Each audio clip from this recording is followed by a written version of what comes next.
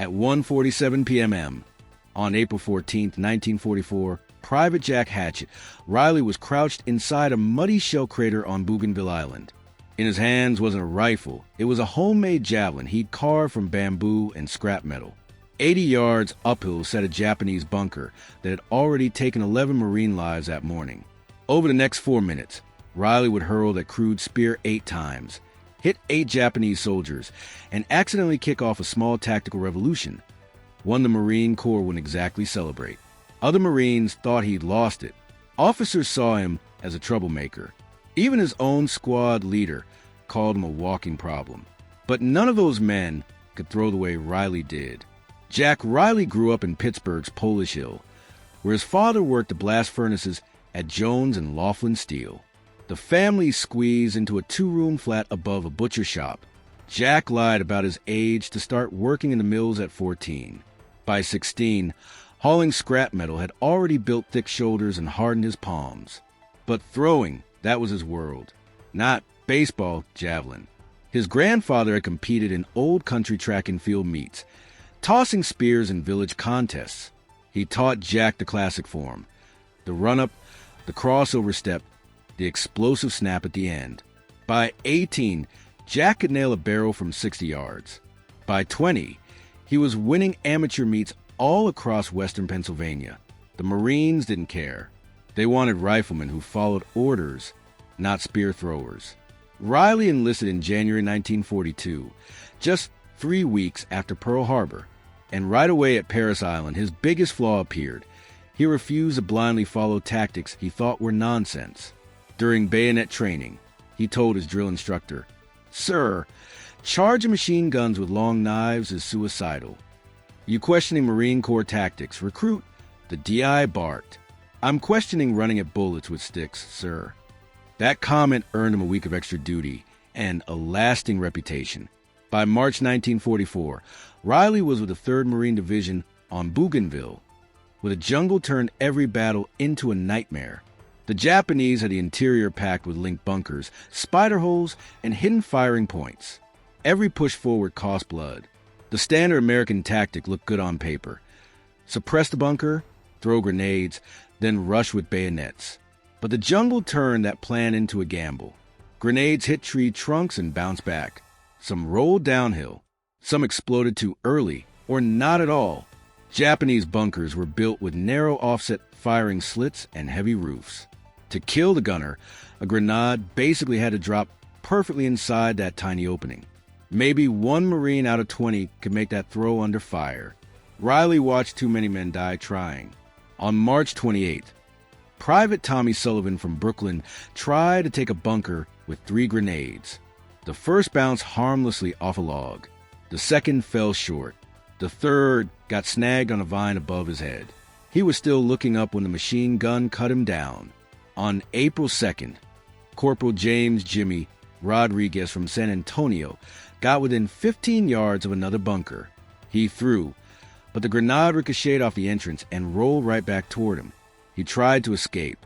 The blast caught him mid-stride. On April 8, Sergeant Frank Kowalski from Chicago led a squad assault. They tossed 18 grenades. Not one made it through the firing port. 6 Marines died before artillery finally smashed the bunker 2 hours later. Riley knew Kowalski well. They'd shared cigarettes, argued Pittsburgh versus Chicago, and debated who made better pierogies. Now Kowalski lay wrapped in a tarp, waiting for Graves' registration. The pattern couldn't be ignored. Grenades were unreliable and only deadly up close, dangerously close. Marines had to get within 15 to 20 yards to even have a chance. At that distance, Japanese machine guns shredded them. Casualties for bunker assaults often topped 40%. One company lost 17 men in a single afternoon, taking just 3 positions. Those who survived said the same thing. We couldn't get close enough. Grenades wouldn't go in. Machine guns were too fast. Riley finally spoke up after Rodriguez was killed. He approached Lieutenant Hargrove. "Sir, we need weapons that work from a distance. Something accurate at 50 or 60 yards. Hargrove rubbed his eyes, looking worn down. "We've got grenades, Private, and grenades don't do anything past 20 yards. They're too light. Too random. Men are getting killed because we can't hit bunkers from a safe distance. You have something better in mind? Yes, sir, Riley said. Spears. Hargrove just stared at him. Spears. Javelin, sir. I can throw one straight at 80 yards. No big arc. Just a clean line. Fast enough to punch right through those firing slots. This is 1944, Private. Hargrove said. We don't fight wars with spears. We're getting killed using grenades, sir. Hargrove shook his head. Dismissed. Riley gave a stiff salute and walked off. That night, he barely slept. The conversation kept replaying in his head, mixing with flashes of Sullivan staring up at that grenade tangled in the vines. Rodriguez trying to outrun the explosion. Kowalski zipped inside that tarp. The rules were strict. Marines used issued weapons only. Anything homemade was a violation. But those rules were written by people who had never watched friends die because a grenade bounced the wrong direction. On April 11th, Riley made up his mind. After evening chow, he slipped into the jungle carrying a machete and his Zippo. He needed good bamboo, thick, straight, solid. About 200 yards from camp, he found a grove and spent nearly an hour testing stalks. Most cracked too easily or were too thin to handle impact. Finally, he found one, 4 feet long, 2 inches across, hollow in the center but still sturdy. Back in his foxhole, working under moonlight, he shaped the stalk into a rough shaft. Then he split the tip and slid in a sharpened piece of steel he'd scavenged from the wreck of a truck. It was part of the suspension system. Tough, springy, meant to flex under heavy stress. He wired it in place and checked the balance. Too much weight up front. The thing nosedived when he tested the field. So he shaved down the front section and wrapped wire around the back to even it out. He tried again. Better. Not perfect, but closer. It took him 3 hours. His hands were full of splinters and greasy from the metal. The blade wasn't pretty. It was uneven, almost ugly, more of a prison shank than a polished spearhead. But when he threw it at a tree trunk 30 feet away, it slammed point first and buried itself deep. He made 3 more before sunrise, each one an improvement. Straighter lines, smoother balance, sharper steel. By dawn on April 12th, 4 finished javelins were hidden in his foxhole. If officers found them, he knew what it meant. Court-martial for unauthorized weapons, maybe time in a brig, definitely being pulled from combat. The Marines didn't tolerate side projects. But he also knew what would happen if he didn't try something different. More men would die throwing grenades that couldn't reach. On April 13th, he slipped one of the javelins into his patrol gear. No one noticed. Marines always carried odd tools anyway. Machetes, improvised clubs, knives reshaped from bayonets. A bamboo stick didn't draw attention. That afternoon, the platoon came across a Japanese bunker blocking a vital supply trail. Classic setup. Logs, sandbags, a tight firing slit, and a machine gun locked onto the trail on both sides. Lieutenant Hargrove called for volunteers. 3 Marines moved up with grenades. Riley watched from 40 yards back. The first throw smacked into a tree and bounced off to the side. The second Marine threw harder. This one sailed right over the bunker. The third Marine pushed up to about 25 yards and tossed a clean shot. It landed just short. Blue dirt everywhere. But the gun inside never stopped. All 3 Marines made it back alive, but the bunker was still spitting fire. Hargrove finally radioed for artillery. They waited. Riley looked at the javelin in his hands. 80 yards, he had told Hargrove. Could he actually pull it off? Back home, he could hit a 60-yard target without thinking. But that was Pittsburgh, calm ground, no bullets, no mud sucking at his boots. Now he was staring at an 8-inch firing port in the middle of the jungle, adrenaline pounding, every breath shaking. But the calculations were simple, at least in theory. A javelin traveled straight, no arc, no unpredictable bounce like a grenade, just raw speed and precise trajectory. If he aimed true, it would go exactly where he wanted. Riley took a deep breath and stood up. "Private, get down." Hargrove barked. "Sir, permission to try something?" Riley asked. "Negative. Artillery's already on the way." "Sir, I can hit that port from here." Hargrove's eyes flicked from the bamboo shaft in Riley's hands to the bunker perched 80 yards uphill. Then slowly he said, "Yes, you're insane." "Probably, sir, but I can make the throw." Hargrove studied him, the tension stretching between them, around them. Marines crouched in the underbrush, waiting for artillery that might take half an hour or 3. That bunker controlled the entire trail. Until it was neutralized, the platoon couldn't move forward, bring up supplies, or reinforce positions ahead. One throw could change everything. "Then you get down," Hargrove said. "Yes, sir." Riley edged to the trail, eyes locked on the target. The bunker sat slightly uphill, its narrow firing port just visible, maybe 8 inches high, 12 inches wide. A machine gun barrel peeked out. Crosswind coming from the left. He gripped the javelin, feeling the balance point, noting the roughness of the bamboo and the heavier front end. But physics was physics. Speed and release angle were everything. 6 careful paces back. The run-up had to be perfect. Too fast, he'd lose control. Too slow, the javelin wouldn't carry. Explosive acceleration at release. His body driving the throw. He slowed his breathing, narrowed his focus. The firing port became the only thing in the world. Step, step, step plant, crossover, release. The javelin flew, tipped forward, spinning slightly, cutting through the air at roughly 60 miles per hour, 80 yards in under 2 seconds. It struck dead center in the firing port. There was no dramatic explosion, just a muted thunk of steel on wood, but the effect was immediate. The machine gun went silent. Marines froze. "Holy shit," someone whispered. Without hesitation, Riley grabbed a second javelin. Another throw, slightly steeper, angled downward into the port. Screaming inside, then silence. "Cease fire." Hargrove barked, though no one had fired. "Riley, stay here. First squad, advance and clear." For Marines crept forward, grenades ready. They reached the bunker, peered inside, then waved it was safe. Hargrove climbed the hill, Riley behind him. Inside, 2 Japanese soldiers lay dead. One struck in the chest by the first javelin, the other in the throat by the second. The machine gun sat unmanned. "Jesus Christ," Hargrove muttered. Sergeant Mike Dawson, squad leader from Tennessee, picked up one of Riley's javelins, examining it closely. "You made this?" "Yes, Sergeant.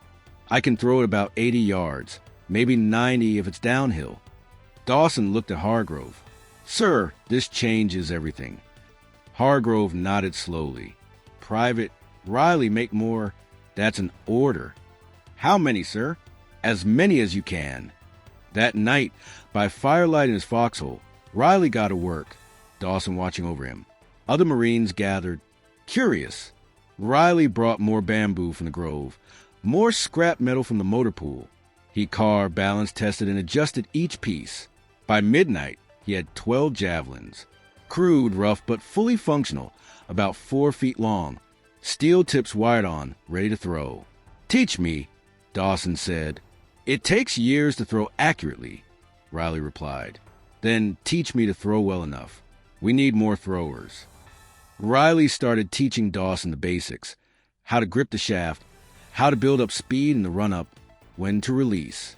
Dawson practiced by hurling javelins at tree trunks. He missed far more than he hit, but every throw got a little better. His discipline helped. He followed instructions exactly and repeated each motion until it became instinct. By April 14th, 3 more Marines had joined the training. None of them had Riley's accuracy, but they could reliably hit targets at around 40 yards. Good enough for most bunker distances. Word spread fast, even without any official announcement. A private had come up with a weapon that outperformed grenades. He could hit bunkers from ranges that kept Marines alive. Officers weren't sure whether they should commend him or court-martial him. 1:47 p.m. April 14, 1944. 2nd Platoon faced a Japanese strongpoint on Hill 155, a position that already beaten back 2 assaults. Intelligence said the hill had multiple bunkers with overlapping fire lanes and about 30 defenders, and it sat right over a crucial supply route. They had to take it. That morning, Lieutenant Hargrove laid out the plan. Textbook assault. First squad suppresses. Second squad pushes up with grenades. Third squad follows through. Artillery softens a hill at 1300. Attack begins at 1330. Riley raised his hand. Sir, requesting permission to open with javelins. Denied. This is a full company operation. We follow procedure. Sir, that's final, Private. The attack unfolded exactly as the manuals described. Artillery hammered Hill 155 for 20 minutes. Then the Marines advanced in 3 stagger waves. Japanese machine guns erupted from hidden positions. Grenades flew, and most fell short, bounced off logs, or rolled harmlessly downhill. By 2:15 p.m., 11 Marines were dead. The platoon had moved roughly 15 yards. Hargrove crouched inside a crater. Mud streaked across his face, frustration all over him. Riley slid into the crater beside him. 6 javelins clutched under one arm. I didn't authorize this, Hargrove snapped. You can court-martial me later, sir. But right now, let me do my job. Hargrove looked up the hill, at the bodies scattered on the slope, at the bunkers that were still spitting fire. If you die up there, I'm not explaining this to battalion. Fair enough. Riley low-crawled to a spot with a clean view of the battlefield. The main bunker sat 80 yards up, the firing slit wedge between sandbags. 2 more bunkers flanked it, each about 60 yards away. Dozens of spider holes dotted the incline. He broke the battlefield down like a checklist. Main bunker first. Kill the heavy gun. Then the flanks. Then the spider holes. 8 throws if everything went right. Maybe 10 if he screwed up.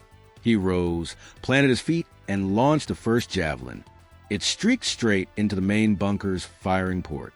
The machine gun stopped instantly, followed by screams inside. He reloaded and adjusted his angle. Second throw, left bunker, 65 yards uphill and off to the side. The javelin struck high, but punched through anyway. The rifle fire there went silent. Third throw, right bunker. This one drifted slightly and slammed into the sandbags 2 inches wide of the firing port. But the force startled the defender back. Riley grabbed another and hurled it clean through the opening. Done. Now the Japanese understood. Soldiers in the spider holes turned their rifles toward him. Bullets shredded bark off the tree he was using for partial cover. Splinters hit his face. Fourth throw, spider hole, 40 yards up. The soldier inside was exposed from the chest up, firing wildly. Riley threw flatter, compensated for the short distance, and the javelin drove straight into the man's shoulder, knocking him backward into the hole. Fifth throw, another spider hole, 50 yards to the right. The bamboo flexed awkwardly mid-flight. Improvised weapons didn't fly as cleanly as competition javelins, but the steel tip still hit home.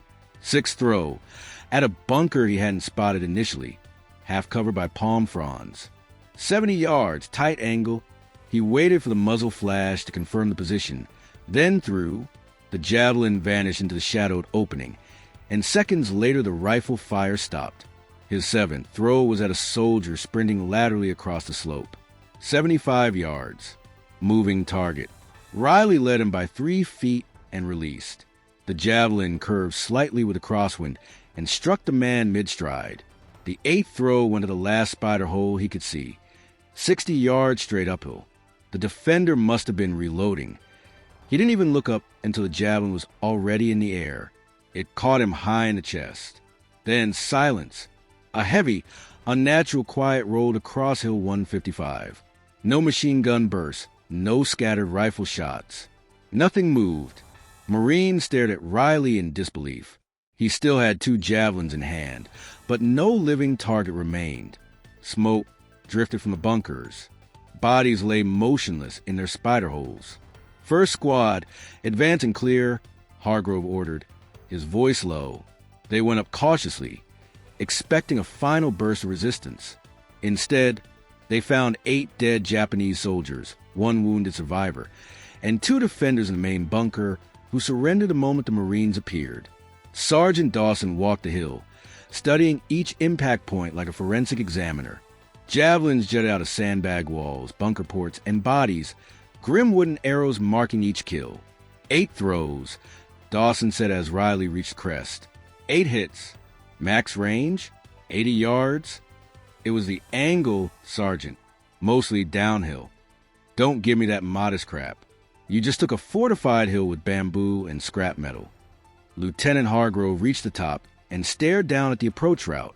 From up here, the kill zone was obvious. 3 bunkers positioned perfectly to drown an assault in overlapping fire. A textbook meat grinder. A conventional push up that slope? He muttered. 30 dead minimum. How many did we lose? Riley asked quietly. 11 before you started throwing. None after. Hargrove turned to him, face unreadable. Private, you broke at least 14 regulations in the last hour. Unauthorized weapons. Freelancing tactics. Ignoring direct orders. Yes, sir. And you probably saved 30 Marines. Maybe more. Just trying to help, sir. I know. Hargrove lit a cigarette, then offered one. They smoked in silence, staring at the ruined defenses. This is going to cause problems, he finally said. I know, sir. Division isn't going to like that you build a new weapon without engineering approval. They'll like it even less that it works better than grenades. He exhaled smoke. You planning to destroy them? Should I? Hell no. Make more. Teach more men. We've got 3 weeks of fighting left on this island, and I'm not sending Marines into bunkers with just grenades anymore. What about regulations? Hargrove gave a thin, bitter smile. Regulations can wait. I'll tell battalion. It was my idea. By evening, the story had spread through the regiment. A private from Pittsburgh had built bamboo spears and taken out 8 Japanese soldiers in 4 minutes, without a single casualty on his side. Most officers dismissed it, until they went to Hill 155 and saw the evidence. Captain Raymond Walsh arrived at 1900 hours. Show me this weapon. Hargrove handed him one of the javelins. Walsh turned in his hands. Bamboo shaft wrapped with wire, a steel tip lashed into place, balanced just enough to fly true. Crude, but deadly. And your private can hit with this at 80 yards? He proved it today, sir. 8 for 8. I want to see him throw. They found Riley shaping another javelin in his foxhole. Dawson had already set up a small range. 3 logs at 20, 40, and 60 yards. Private Riley, Walsh said, I hear you've got quite the arm. I can throw straight, sir. Show me. Riley stepped to the line, grabbed a finished javelin, and threw. 20 yards, dead center. 40 yards, dead center. 60 yards, slightly high, but still a clean hit. The last javelin quivered in the log as Walsh stared. How fast can you crank these out? Walsh asked. Maybe 10 per day if I have enough material, sir. Could do more if other Marines help. Riley replied. And how many Marines can you train to throw well enough to be useful? That depends on the Marine, so we'll pick it up fast. Others might never get past 30 yards. But even 30 yards is way better than the 15 or 20 we get with grenades. Walsh nodded. Private, I'm authorizing you to train anyone who volunteers. I'm also requisitioning bamboo and scrap metal from the motor pool. You'll have enough to make 50 javelins by tomorrow. Sir, higher-ups are going to push back. This isn't standard. Let me worry about them. You focus on keeping my Marines alive. Yes, sir. That night, 12 Marines signed up for javelin training. Riley split them into groups of 4, drilling the basics: grip, run-up, release point. He didn't expect anyone to match his pinpoint accuracy, but even a 40-yard throw could save lives. Sergeant Dawson proved the fastest learner. By midnight, he could hit a log at 50 yards 3 out of 5 tries, making him the second-best thrower in the company. Feels wrong, Dawson muttered during a break. Using spears like we're cavemen. We're using what works, Riley replied. This isn't caveman. It's smart. Word spread quickly. Other companies had mixed reactions. Some were impressed. Others laughed, calling Riley and his team spear chuckers, and joked next they'd be throwing rocks. Hargrove shut that down fast. Private Riley took Hill 155 without losing a man, he said.